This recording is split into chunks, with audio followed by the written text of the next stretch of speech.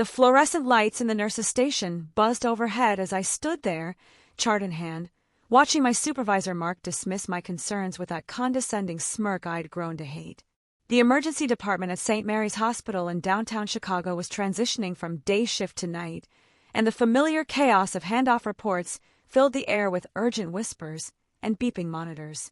I could smell the antiseptic mixed with the lingering aroma of coffee from the break room, but tonight felt different. Tonight, I was about to challenge a protocol that could kill someone.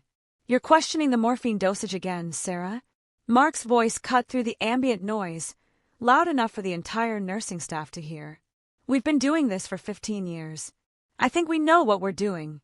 The way he emphasized, we made it clear I wasn't included in that group. I felt my cheeks burn as conversations around us stopped.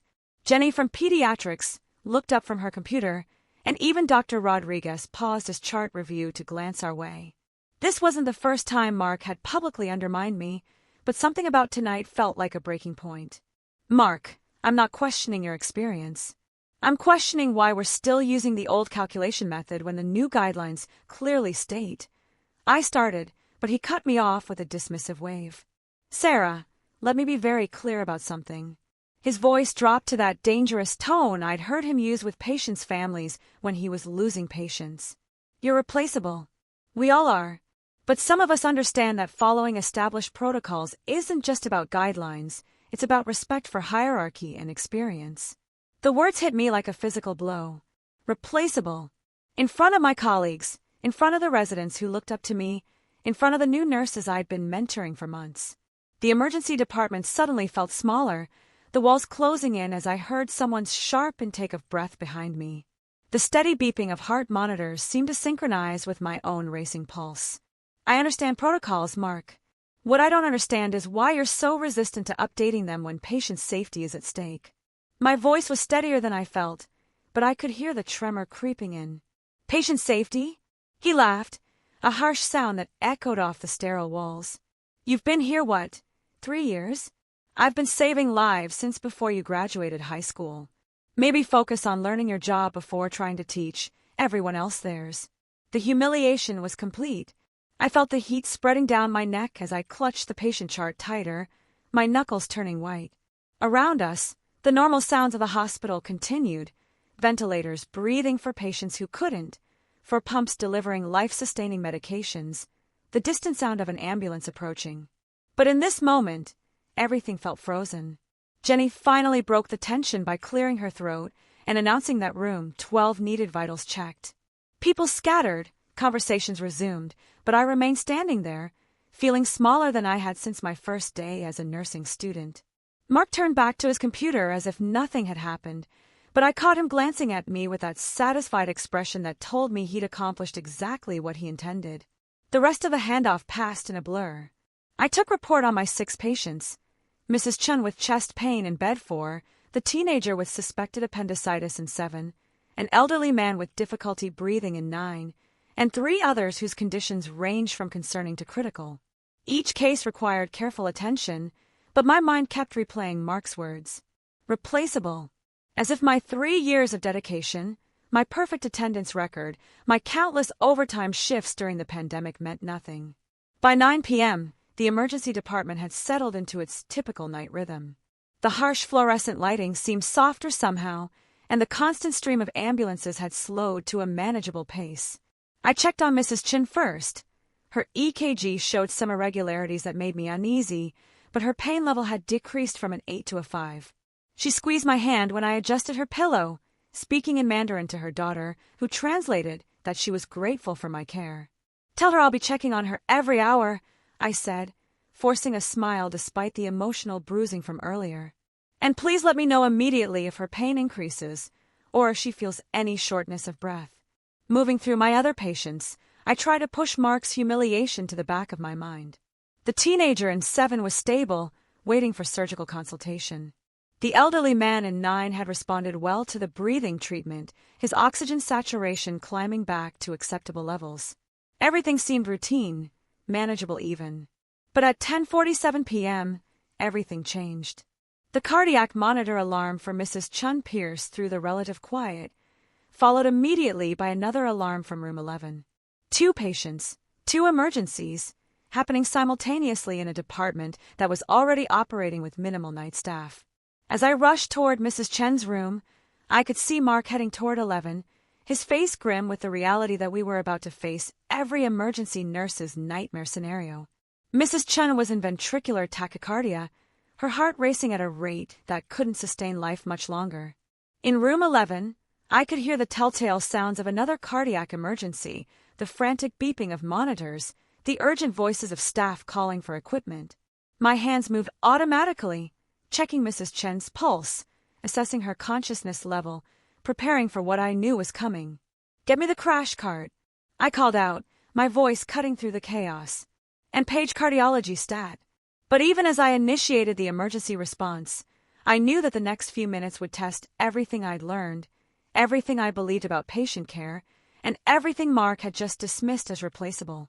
The protocols he defended so vigorously were about to collide with the reality of saving lives, and I had a sinking feeling that his methods wouldn't be enough.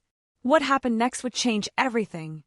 Not just for Mrs. Chun and the patient in room 11, but for my entire career and my understanding of what it really means to be irreplaceable in a place where seconds can mean the difference between life and death. Mrs. Chen's eyes rolled back as her body went rigid, then began the rhythmic jerking of a grand mal seizure. The ventricular tachycardia had progressed exactly as I'd feared, her brain starved of oxygen as her heart hammered uselessly in her chest. The acrid smell of electrical burning filled the air as someone prepared the defibrillator, while the cacophony from room 11 told me that patient was coding too. 2 lives hanging in the balance, and Mark was screaming orders that made my blood run cold. "Sarah, get in here and push 20 milligrams of morphine." His voice carried from room 11, where I could see him performing chest compressions on what looked like a middle-aged construction worker. "And prepare another 20 for standby." 20 milligrams. The exact overdose I'd been trying to warn him about for weeks. The new guidelines clearly stated 15 milligrams maximum for opioid-naive patients, with careful titration based on response. But there was no time to argue, no time to explain that his protocol could stop the patient's breathing permanently. Mrs. Chen's daughter was crying in Mandarin, clutching her mother's hand as I grabbed the crash cart. "Jenny, I need you to assist with Mrs. Chen while I check the order for room 11. I called out, my mind racing through the calculations. The construction worker in 11 was maybe 160, no prior opioid tolerance documented. 20 milligrams of morphine could kill him even if we got his heart restarted. I rushed to the medication cart, my hands shaking as I drew up the syringe. 15 milligrams, not 20. If Mark wanted to fire me for insubordination, so be it, but I wouldn't be responsible for causing a respiratory arrest on top of a cardiac emergency. The fluorescent lights seemed brighter now, casting harsh shadows as I moved between rooms, the familiar weight of responsibility settling on my shoulders like a lead blanket. "Where's that morphine?" Mark's voice was strained from the chest compressions. "This guy's fighting the intubation." "Drawing it up now," I replied, entering room 11 just as the monitor showed return of spontaneous circulation. The construction worker's eyes fluttered open, confusion and pain written across his weathered face. He had calloused hands and concrete dust still under his fingernails, probably fell from scaffolding based on the pattern of his injuries. I pushed the 15 milligrams slowly, watching his face for signs of respiratory depression. Mark was too focused on securing the airway to notice the dosage discrepancy, but I caught Dr. Rodriguez's questioning look as he assisted with the intubation. The patient's breathing remained stable, his pain visibly decreasing without the dangerous sedation that 20 milligrams would have caused.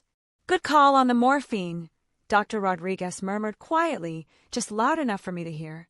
15 was the right dose, but there was no time to feel vindicated. Mrs. Chen's alarms were still screaming from room 4, and I could hear Jenny calling for help with the defibrillator. I sprinted back, finding Mrs. Chun still seizing, her daughter now sobbing uncontrollably in the hallway where someone had moved her. The smell of burned flesh hit me as I saw the defibrillator pads on Mrs. Chen's chest. They'd already shocked her once. "She's not converting," Jenny said, sweat beading on her forehead. "V-Tatch is persistent, and she's been seizing for almost 10 minutes. 10 minutes was too long. Brain damage became irreversible after 4 to 6 minutes without adequate oxygen perfusion." But Mrs. Chen was still fighting, her body still responding to stimuli. I grabbed her chart, scanning for allergies, previous cardiac history, current medications. There, a notation about magnesium deficiency from her last admission 3 months ago. Has anyone checked her electrolytes recently? I asked, already moving toward the lab computer. She had severe hypomagnesemia on her last visit. Sarah! Mark's voice boomed from the doorway. Stop playing doctor and follow the ACLS protocol. We need another round of API and prepare for emergency cardioversion. But something in Mrs. Chen's presentation didn't fit the standard protocol. The way her muscles were contracting, the specific rhythm on the monitor, the fact that she wasn't responding to standard defibrillation, it all pointed to an electrolyte imbalance that required more than just electricity and epinephrine. I'd seen it once before during my clinical rotations, a case study that had stuck with me because it was so easily missed. Mark, I think she needs magnesium sulfate before we shock her again. Her last labs showed severe deficiency, and hypomagnesemia can cause refractory VTACH that won't respond to standard treatment. Are you questioning my judgment again? His face was red, sweat dripping despite the air conditioning. We have protocols for a reason. Another nurse can handle your theories. Jenny, prepare 2 grams of magnesium, but we're not delaying cardioversion. The compromise wasn't ideal, but it was something.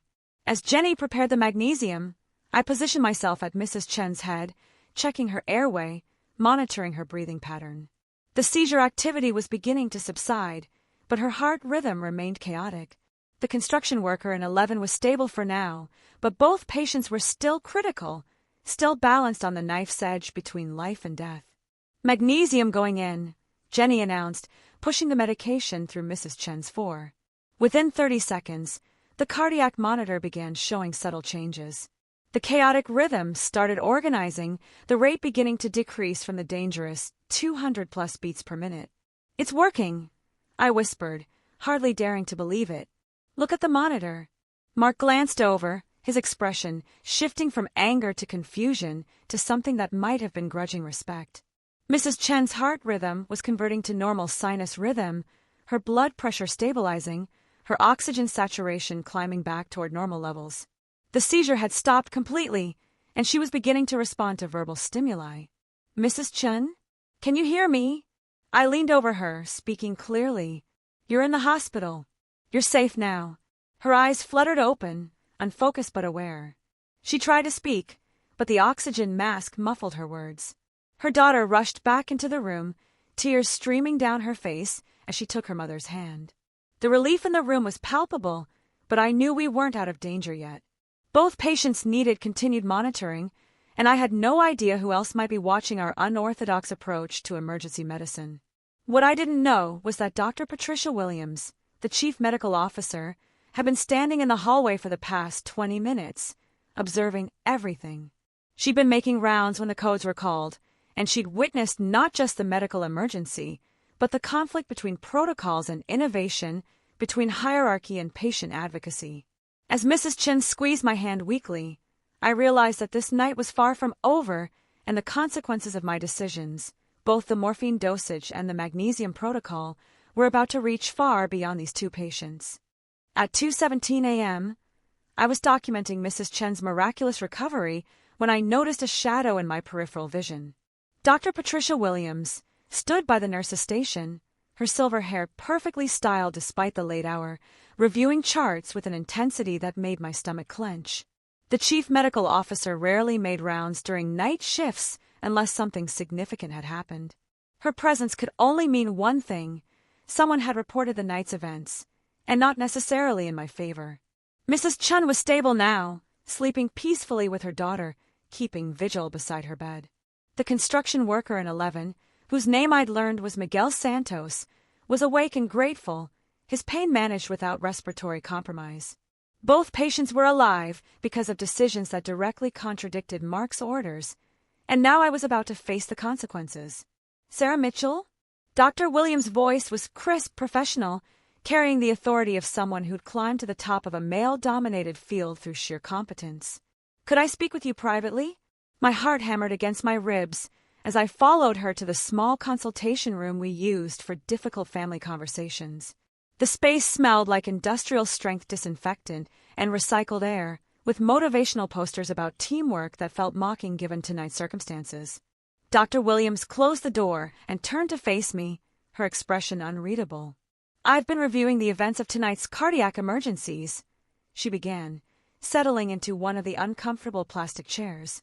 "Two simultaneous codes, both patients successfully resuscitated, but there seemed to be some discrepancies in how protocols were followed." I took a deep breath, preparing to defend my actions. "Dr. Williams, I can explain." "Before you explain anything, I want you to walk me through your decision-making process. Start with the morphine dosage for Mr. Santos." The way she phrased it told me she already knew about the 15 milligrams versus 20. Someone had been watching, documenting, probably preparing a case for disciplinary action. I thought about my student loans, my apartment lease, my younger brother's college tuition that I helped cover. But then I thought about Miguel Santos breathing on his own, about Mrs. Chun squeezing her daughter's hand.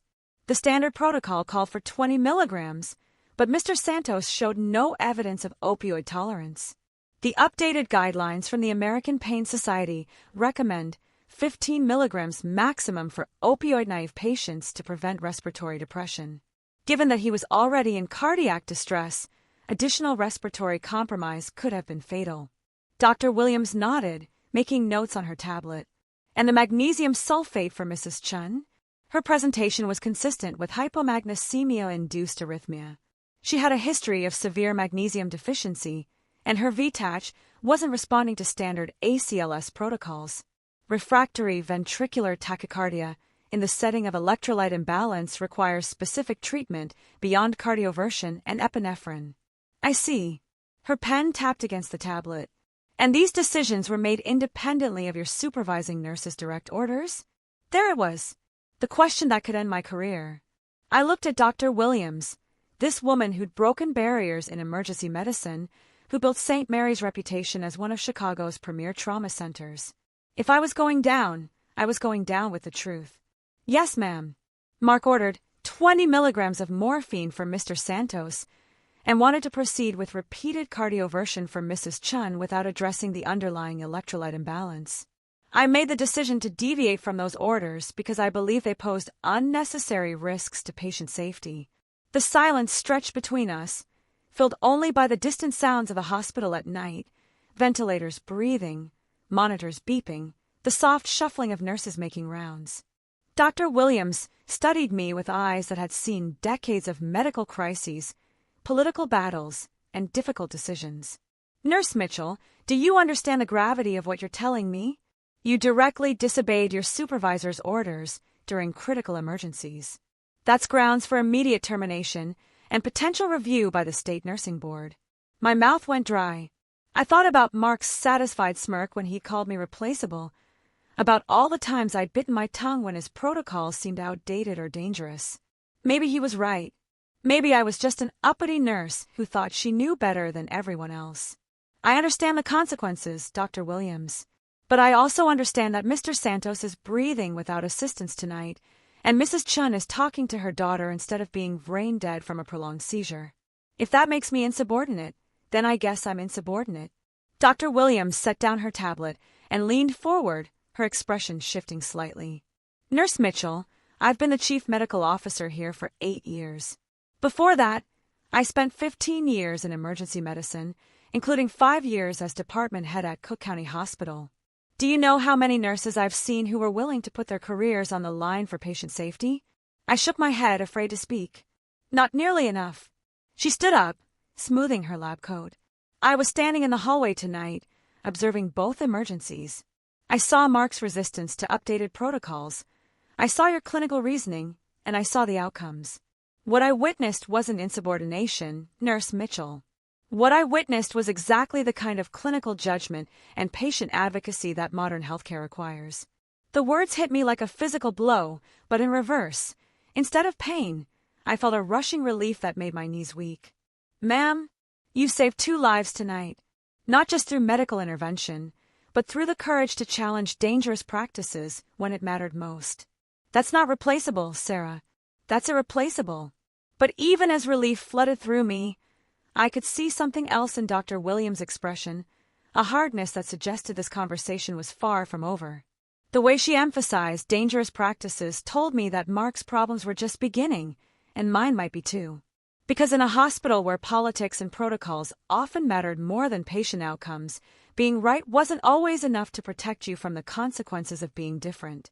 However, Dr. Williams continued, her voice taking on that formal tone that meant business, this incident has highlighted some systemic issues that need to be addressed. I'll be conducting a full review of our emergency protocols and supervisory practices. I may need you to provide additional documentation and testimony. The weight of what she was saying settled over me. This wasn't just about tonight's emergencies anymore. This was about changing a system that had been in place for years, challenging authority structures that went far beyond one nurse's bad attitude. And somehow, I'd become the catalyst for something much bigger than I'd ever intended. What I didn't know was that Mark had already been making phone calls, rallying allies, preparing his own version of tonight's events. The battle for the soul of St. Mary's Emergency Department was just beginning, and I was about to discover that saving lives was sometimes the easy part compared to surviving the politics that followed. 3 weeks later, I sat in the hospital's main conference room, facing a panel that would determine not just my future, but the future of emergency protocols at St. Mary's. The morning sun streamed through tall windows, illuminating the polished mahogany table where Dr. Williams, the hospital administrator, the head of nursing, and 2 external reviewers had assembled. Mark sat across from me, his lawyer beside him, looking confident in a way that made my stomach churn with anxiety. The past weeks had been a whirlwind of interviews, documentation reviews, and depositions. Mark had filed a formal complaint alleging that I'd endangered patients through reckless deviation from established protocols. He'd rallied support from several senior nurses who testified about the importance of hierarchy and chain of command in emergency situations. But what he hadn't anticipated was Dr. Williams' thorough investigation into his own practices. "Let's review the facts," announced Dr. Margaret Foster, the external medical reviewer from Northwestern Memorial. "We have 2 patients, both successfully resuscitated, but with significant protocol deviations. Nurse Mitchell, you administered 15 milligrams of morphine instead of the ordered 20 and initiated magnesium replacement therapy without physician approval. How do you justify these actions?" I'd rehearsed this moment dozens of times, but sitting here under the harsh fluorescent lights, with my career hanging in the balance, the words felt inadequate. "Dr. Foster, my primary obligation is patient safety. The current evidence shows that 20 milligrams of morphine in an opioid-naive patient carries significant risk of respiratory depression. Mr. Santos was already compromised from his cardiac event. The 5 milligram reduction provided adequate pain control without additional risk. And the magnesium? This came from Dr. James Wright, the second external reviewer. Mrs. Chen's presentation was classic for hypomagnesemia-induced arrhythmia. She had documented severe deficiency 3 months prior, and her ventricular tachycardia wasn't responding to standard ACLS protocols. Refractory VTACH in the setting of known electrolyte imbalance requires specific treatment. The magnesium worked immediately, converting her rhythm and stopping the seizure activity. Mark leaned forward, his voice tight with controlled anger. "Dr. Wright, what Nurse Mitchell isn't telling you is that she directly disobeyed clear orders during critical emergencies. In emergency medicine, there's no time for nurses to second-guess physician orders or conduct independent research. Lives depend on following established protocols and maintaining clear chain of command." The room fell silent except for the soft hum of the air conditioning system. I could smell the coffee that someone had brought, mixed with the ever-present hospital scent of antiseptic and recycled air. This was it, the moment where Mark's version of events would be weighed against mine, where experience and hierarchy would battle against evidence and innovation. Dr. Williams finally spoke, her voice carrying the weight of authority. "Mr. Henderson, I appreciate your concern about chain of command. However, our investigation has revealed some troubling patterns in your supervisory practices. Over the past 18 months, we've documented 17 incidents where your protocols deviated from current evidence-based guidelines." She opened a thick folder, the sound of papers rustling filling the tense silence. "The morphine dosing issue, for instance. The American Pain Society updated their guidelines 14 months ago. Multiple nursing staff have raised concerns about the 20 milligram standard dose, but these concerns were consistently dismissed without review. Mark's face flushed red. Dr. Williams, those guidelines are suggestions, not mandates. Clinical experience trumps theoretical research. I've been managing pain in emergency situations longer than some of these nurses have been licensed. Experience is valuable, Mr. Henderson. But when that experience contradicts current evidence and results in potentially dangerous patient care, it becomes a liability. Dr. Foster consulted her notes. We've also reviewed the magnesium protocol issue. The literature clearly supports early electrolyte replacement in refractory arrhythmias. Why wasn't this incorporated into your department's standing orders? The question hung in the air like a challenge. I watched Mark's confidence begin to crack, saw the way his lawyer whispered urgently in his ear. The external reviewers were asking the questions I had been afraid to voice for months. Why weren't we following evidence-based practice? Why were legitimate safety concerns being dismissed as insubordination? Furthermore, Dr. Williams continued, we've identified a pattern of public humiliation and intimidation directed at nursing staff who question outdated protocols. This creates a hostile environment that actually compromises patient safety by discouraging legitimate clinical input. She turned to face me directly. Nurse Mitchell, your actions on the night in question demonstrated exactly the kind of clinical reasoning and patient advocacy we want to encourage. You identified evidence-based improvements to patient care and implemented them under emergency conditions, resulting in optimal outcomes for both patients. The relief that washed over me was so intense it made me dizzy. But Dr. Williams wasn't finished. However, the way these issues were handled highlights significant systemic problems in our emergency department. We need better communication protocols, regular evidence-based practice reviews, and a culture that encourages rather than punishes clinical innovation. Dr. Wright nodded thoughtfully. Dr. Williams, what changes do you recommend? Effective immediately, we're implementing monthly protocol review sessions where all staff can present current evidence and suggest improvements. We're also establishing a patient safety committee with nursing representation to ensure that frontline clinical concerns are heard and addressed. And we're requiring annual continuing education on evidence-based practice for all supervisory staff. Mark's lawyer whispered something urgent, but Mark shook his head. His voice, when he spoke, was barely controlled. So you're saying that any nurse can now ignore direct orders if they think they know better? This will create chaos. Emergency medicine requires decisive leadership, not committee discussions. Dr. Foster fixed him with a steady gaze. Mr. Henderson, what we're saying is that patient safety requires informed decision-making based on current evidence. Leadership includes the wisdom to listen to legitimate concerns and adapt when necessary. The formal review concluded with Mark being placed on probationary status with mandatory retraining, while I was not only cleared of all charges but offered a position on the newly formed Patient Safety Committee. As we filed out of the conference room, Dr. Williams caught my arm gently. Sarah, there's one more thing. We're creating a new position, Emergency Department Clinical Excellence Coordinator. It involves protocol review, staff education, and quality improvement initiatives. The salary is 30% above your current rate, with opportunities for continuing education support. Interested? Standing there in the hallway where this all began, where Mark had called me replaceable just 3 weeks ago, I thought about Mrs. Chen's grateful smile when she was discharged, about Miguel Santos sending a thank you card from his construction crew, about all the future patients whose lives might be saved by better protocols and improved communication. Yes, I said, my voice stronger than it had ever been. I'm very interested. As I walked back toward the emergency department, I realized that being called replaceable had been the catalyst for discovering I was anything but. Sometimes the most dangerous thing you can do is prove someone wrong, and sometimes it's the most necessary thing you can do to save lives. 6 months later, I stood in the same emergency department where Mark had humiliated me, but everything had changed.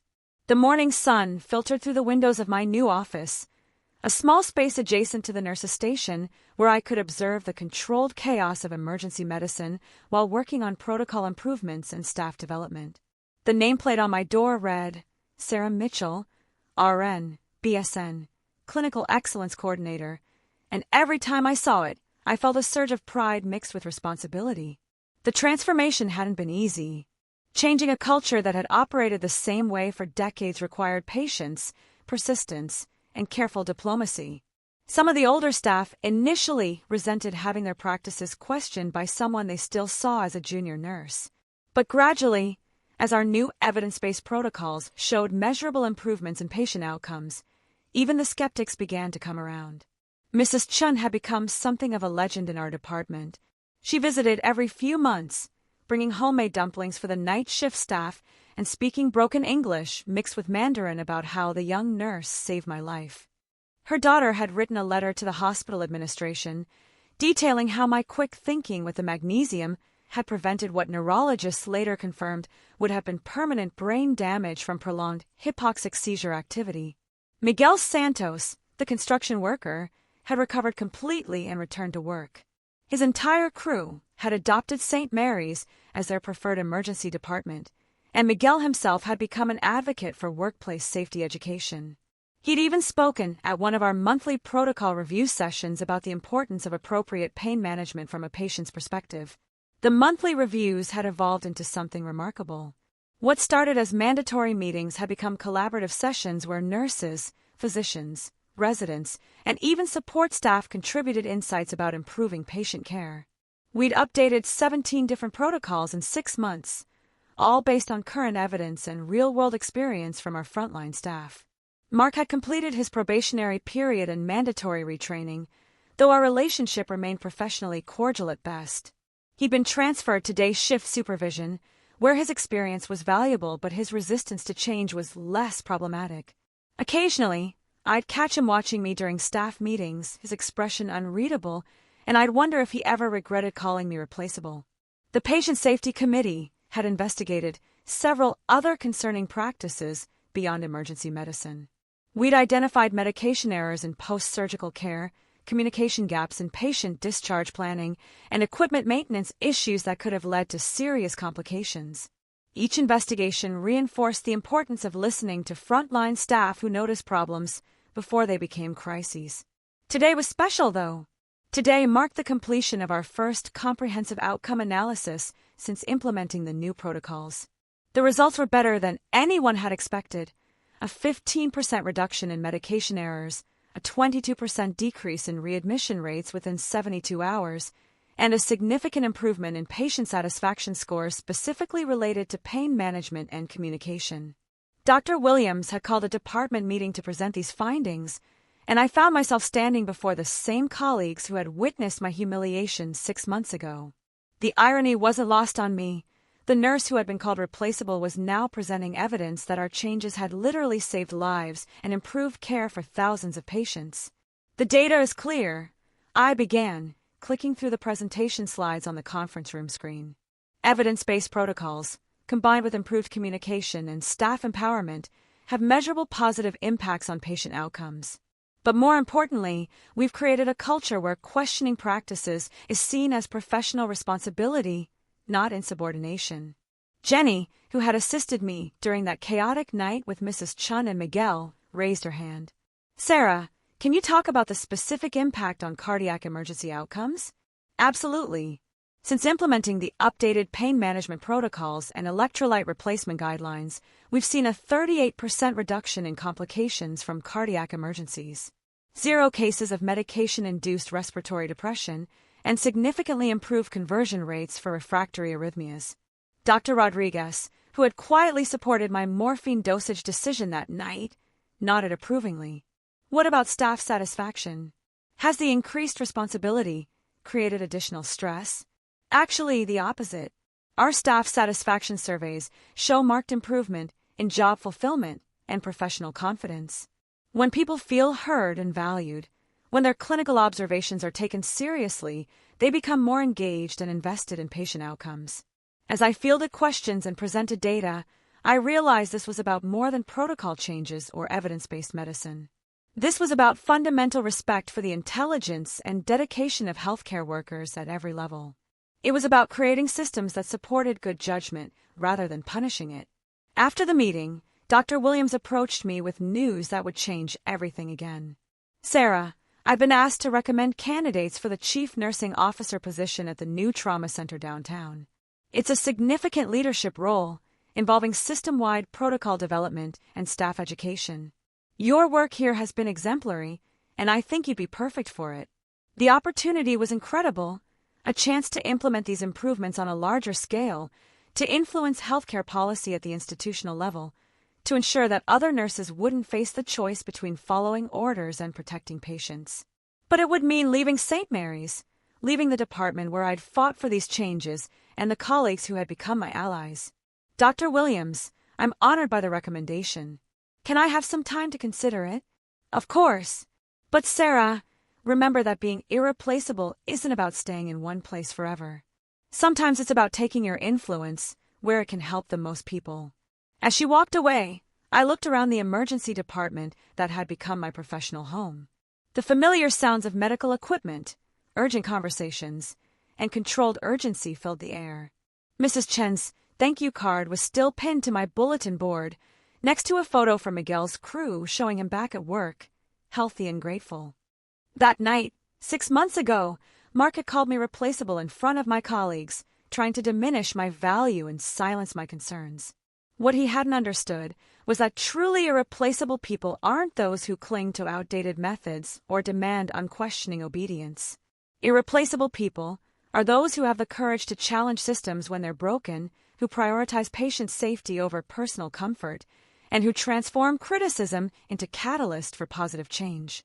Standing in that emergency department, surrounded by evidence of improved patient outcomes and a healthier workplace culture, I realized that the most powerful response to being called replaceable wasn't anger or resentment. It was proving, through dedication and results, that some people are irreplaceable precisely because they refuse to accept the status quo when lives are at stake. The CMO had been right that night. I had saved 2 lives. But in the months that followed, we'd saved so many more by creating systems that valued evidence, encouraged input, and put patient safety above hierarchy. That was a legacy worth being proud of, whether I stayed at St. Mary's or took my experience to help transform another institution. Sometimes the greatest victory isn't proving you're irreplaceable, it's proving that the changes you fought for will outlast your presence, continuing to save lives long after you've moved on to new challenges. 1 year later, I stood at the podium of the American Association of Emergency Nurses National Conference in Las Vegas, looking out at an audience of over 800 healthcare professionals. The bright stage lights made it impossible to see individual faces, but I could feel the attention of nurses, physicians, and administrators who had come to hear about our patient safety transformation at St. Mary's. Behind me, a presentation slide displayed our remarkable statistics: 47% reduction in medication errors, 32% improvement in patient satisfaction, and 0 preventable deaths related to protocol violations in 12 months. When my supervisor told me I was replaceable, I began, my voice carrying clearly through the microphone. He thought he was putting me in my place. What he actually did was challenge me to prove that some things in healthcare should never be replaced: evidence-based practice, patient advocacy, and the courage to speak up when lives are at stake. The audience was completely silent, the kind of focused attention that comes when people recognize their own experiences in someone else's story. I could see nurses nodding, remembering their own moments of choosing between hierarchy and patient safety, their own battles against outdated practices and resistant supervisors. The decision to accept the chief nursing officer position at Chicago Metro Trauma Center had been difficult, but it had allowed me to implement system-wide changes that affected thousands of patients annually. Working with a progressive administration and a diverse team of healthcare professionals, we created protocols that other hospitals were now adopting. The ripple effect of that one night with Mrs. Chun and Miguel Santos had grown beyond anything I could have imagined. Mrs. Chun still sent holiday cards, now written in improved English as she took classes at the community college. Her daughter had graduated nursing school and specifically requested to work in emergency medicine, inspired by what she'd witnessed that night. Miguel Santos had become a workplace safety trainer for his construction company, using his experience to prevent other workers from ending up in emergency departments. Their lives had intersected with mine for just a few hours, but the impact had been permanent and far-reaching. The most important lesson I learned, I continued to the conference audience, wasn't about medication protocols or cardiac emergencies. It was about understanding the difference between being replaceable and being irreplaceable. Replaceable employees follow orders without question, maintain the status quo, and prioritize hierarchy over outcomes. Irreplaceable employees challenge systems that don't serve patients, advocate for evidence-based improvements, and understand that true leadership sometimes means going against the flow. Mark had eventually left St. Mary's for a smaller hospital where his traditional approach was still valued. We'd never discussed that night directly, but I'd heard through colleagues that he'd quietly implemented some of our protocol changes in his new position. Perhaps being challenged had affected him more than he'd admitted at the time. The standing ovation that followed my presentation was unexpected and deeply moving. As healthcare professionals approached me afterward, sharing their own stories of workplace conflicts, patient advocacy challenges, and successful improvements in their institutions, I realized that my experience wasn't unique. Across the country, dedicated nurses, physicians, and other healthcare workers were fighting similar battles, trying to balance respect for experience with the need for continuous improvement. Dr. Williams, who had flown to Las Vegas to introduce me, found me at the reception afterward. "Sarah, I've been approached by 3 different hospital systems asking about implementing our patient safety model. Are you interested in consulting work to help spread these changes even further?" The opportunity was tempting, a chance to influence healthcare policy at a national level, to ensure that evidence-based protocols became standard practice rather than revolutionary ideas. But as I considered the offer, I thought about the individual patients whose lives have been changed by our work. Mrs. Chun with her homemade dumplings, Miguel Santos with his workplace safety advocacy, and hundreds of others who had received better care because someone had been willing to challenge the phrase, "That's how we've always done it." Dr. Williams, I think the real impact comes from training the next generation of healthcare workers to question, to advocate, and to never accept replaceable as a limitation on their ability to improve patient care. 6 months later, I was back in an academic setting, but this time as a professor of nursing leadership at Northwestern University. My courses focused on evidence-based practice, ethical decision-making in clinical settings, and the importance of interdisciplinary communication in healthcare. Students called it the course that teaches you to save lives and keep your job, though the real lesson was much deeper than career protection.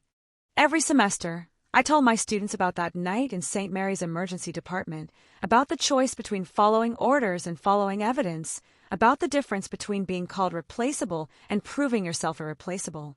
Some of them would face similar moments in their careers, times when patient safety conflicted with workplace politics, when doing the right thing meant risking professional consequences, when they had to choose between silence and speaking up. Remember, I would tell them during our final class each semester, being irreplaceable isn't about perfection or never making mistakes.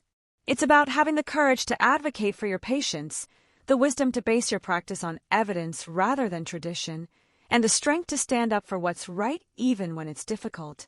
The transformation that began with those words, "You're replaceable," had evolved into something I never could have anticipated.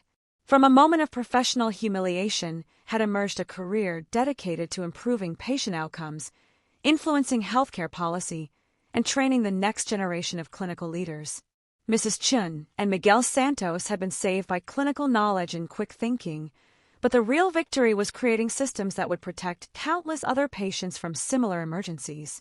Standing in front of my classroom, watching young nursing students take notes and ask thoughtful questions about patient advocacy, I realized that the greatest measure of being irreplaceable wasn't personal recognition or career advancement. It was knowing that the changes you fought for would continue to save lives long after your own career was over, carried forward by others who understood that challenging the status quo wasn't insubordination, it was professional responsibility. Sometimes the most powerful response to being called replaceable is to become so committed to excellence that you make everyone around you better, creating a legacy of improved care that truly cannot be replaced. That night taught me that true strength in healthcare comes not from never being questioned, but from having the courage to question when it matters most. Every patient deserves advocates who will fight for evidence-based care, even when it means challenging authority. The phrase, "You're replaceable," became my motivation to prove that dedication to patient safety and clinical excellence can never truly be replaced. It can only be multiplied as we train others to carry the same commitment forward. What moments have challenged you to prove your irreplaceable value? Share your thoughts below and subscribe for more stories about finding strength in adversity and turning workplace conflicts into catalysts for positive change.